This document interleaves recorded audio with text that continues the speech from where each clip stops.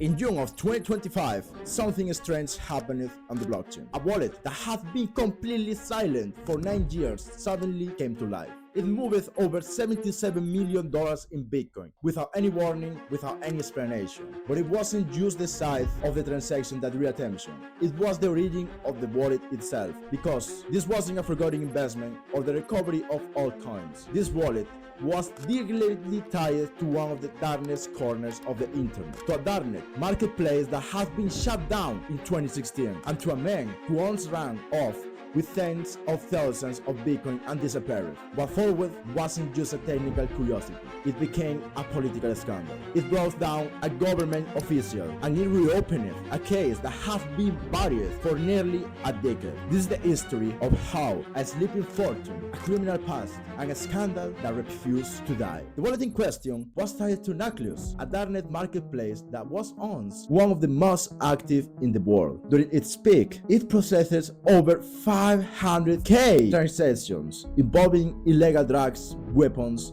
stolen data, fake identities, and more. It operated in the shadows, like many darknet markets do, but protected by lawyers on Ethereum, privacy coins, and anonymous accounts. But in 2016, Nucleus was taken offline. Authorities have begun cracking down on darknet markets around the world, and Nucleus was among the casualties. And yet, while the platform disappeared, the money didn't. Its main wallet, holding hundreds of millions of dollars in Bitcoin, simply went quiet. For years, it sat untouched, silent, dormant, until it didn't. When that Bitcoin moved, blockchain analysts and security researchers immediately flagged that transaction. It was too large, too old, and too suspicious to ignore. But more importantly, it wasn't random. To understand why that matters, we have to go back to 2013. At that time, Jacoski was the admin of another darknet platform, Ship Market. Like Nucleus, Ship was a major player in the illegal trade of goods and services on the internet. And like many darknet sites, it collapsed under mysterious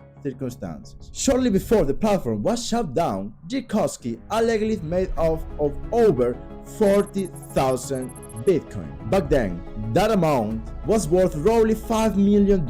Today, it will be worth more than $2.5 billion. Authorities quickly connected the address to a very familiar name. Our guy, Tomáš Jacoski, was arrested and sent to prison in Czech Republic, but the coins were never recovered. Law enforcement searched, tracked addresses, investigated laundering patterns, but the trial went cold. And so the legend of Jiřikovský grew, a man who had walked away with one of the largest Bitcoin thefts in history and then vanished. But Jacoski's history didn't end in prison. After serving his sentence, he was quickly released. No public statements, no press, no closure, just silence. Sitting across until 2024, when something completely unexpected happened. Out of nowhere, Jacoski approached the Czech Ministry of Justice with an offer. He wanted to make a donation, not a symbolic one. He offered 468 Bitcoin, the equivalent of $45 million, as a gift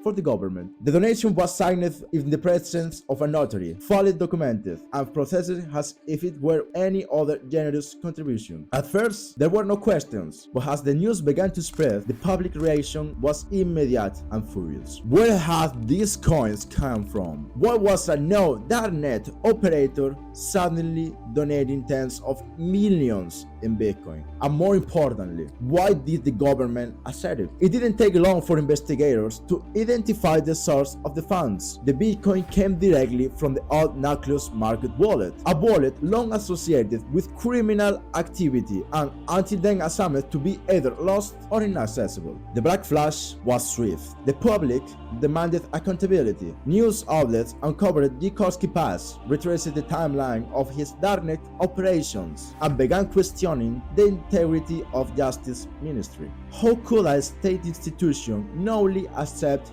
tainted crypto? The pressure became so intense that the Minister of Justice was forced to resign. But even his departure didn't satisfy the outrage. Instead, it only deepened the suspicion. People began to wonder whether this was an isolated mistake or the tip of something much more coordinated, something darker. Investigators launched a formal proof They traced the wallet activity. They looked for intermediaries. They examined the legal pathway that allowed such a donation to go through. But instead of answers, what the public received was more silence. Meetings were held behind closed doors. Reports were settled. And Jacoski was gone. After the donation scandal, he quietly left the country.